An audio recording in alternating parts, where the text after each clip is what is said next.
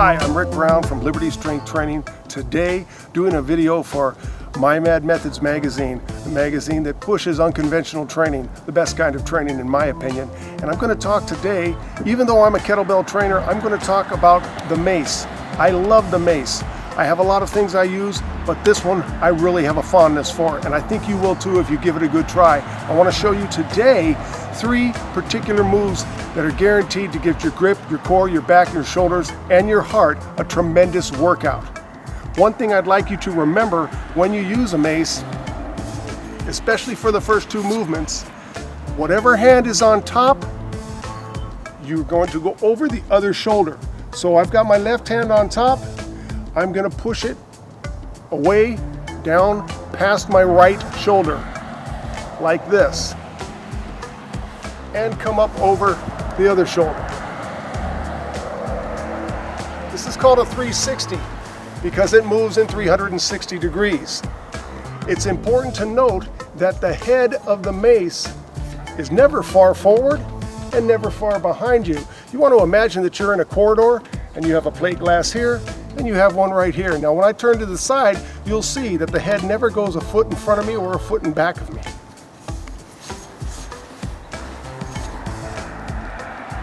You can almost do this with your back to a wall.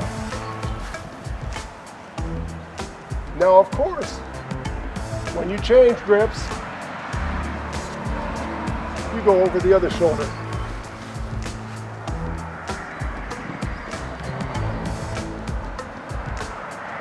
This movement is called the 360. When the weights get really heavy with the 360, we don't go all the way around anymore. You can if you want, but I want my elbows to work for the next 50 to 60 years, and my shoulders also. So we do what we call a 10 to 2. 2 o'clock, 10 o'clock. And that's where the weight, the head of the Mace stops. 2 o'clock, 10 o'clock. Don't be afraid to use as heavy a Mace as you can. This really works your stomach, your sides, and your back. You're dumping it, then pulling it. Dumping it, then pulling it. I love this movement.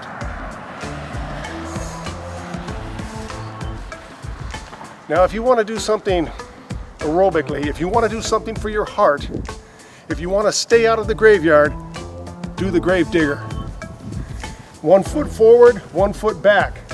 The back foot, that side of your hand holds the back, the very end of the Mace, where the forward foot is, in this instance my left, right about in the middle. Bend and start digging that grave.